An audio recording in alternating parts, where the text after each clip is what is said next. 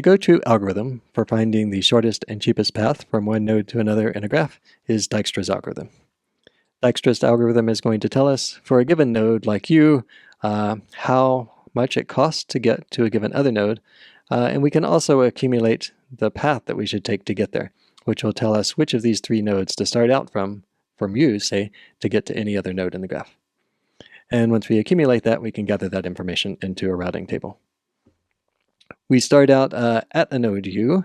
We paint it beige because beige is going to mean the nodes on the frontier. And we start out with a 0 here because 0 is our initial known distance from U to U.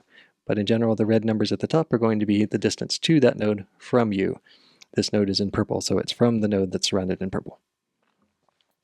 So in Dijkstra's algorithm, we initialize it by setting our starting node to beige, and then we go into loop where we take the beige node with the smallest number.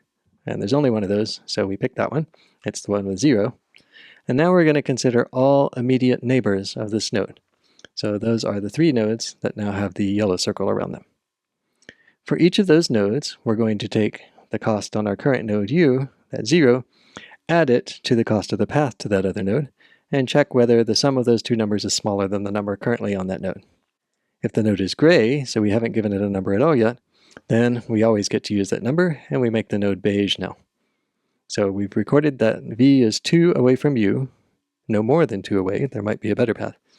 But you can get there in cost 2 by taking the path just V. And if we consider the other neighbors of our purple node, W over here is 5 away, starting from 0, so we can put a 5 on that node. And X is 1 away, so we can put a 1 on that node. And now we're finished with all the neighbors of this node, so we color it as done, a dark blue here, and so 0 is definitely the answer for that node. And we go back to the top of our loop where we make a beige node gold and start working from that node. We pick the beige node with the smallest number on it, so that's X in this case, since 1 is less than 2 and 5, and we consider X's neighbors. For each of those neighbors, we consider the costs, in this case 2 to get to V, add that to the 1 that's on X. 1 plus 2 is not better than 2, so we don't change V. We leave it beige, we leave it with the red 2 instead of changing it to a red 3.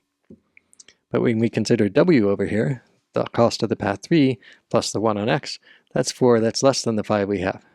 So we can improve our estimate to 4, noting that to get that cost 4, you start out by going X then W, and now we recorded that improvement. The next neighbor we'll consider is U, but the U node is already blue, so it's done, so we don't really have to compare the number 2 to 0. We already know that 0 is as good as it's going to be. And our last neighbor over here is Y. 1 plus 1, 2 is our new number on that beige. And at this point, we are done with the node X, so we paint it dark blue and loop back again. To consider all the beige nodes, pick the one with the lowest number to make it gold. In this case, we have 2 choices, V or Y. We will pick V. It doesn't matter which one you pick as long as it's one of the lowest ones. So we've picked V. We're going to consider all of its neighbors. This is going to be easy because 2 of them are blue, but the beige one over here, W, still 2 plus 3 is greater than 4, so we'll leave it alone.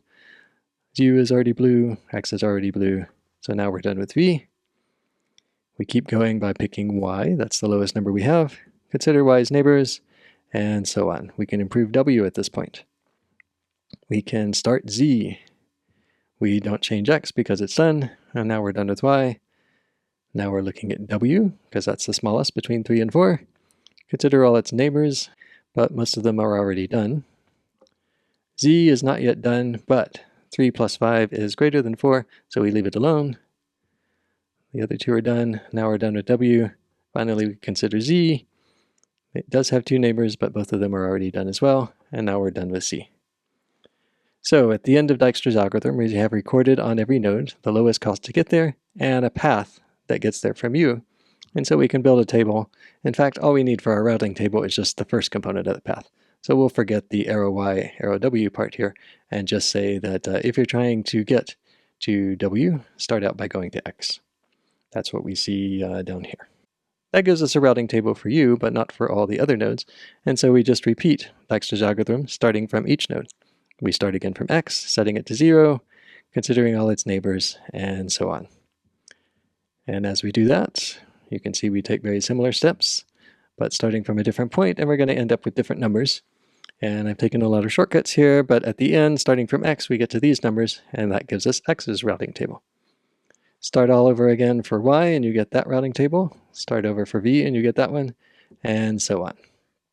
By the end here, by starting from each individual node and running the algorithm, we get a table for each node. One thing to notice is that we could have done each of these nodes concurrently if we had 6 machines to run the computation, say.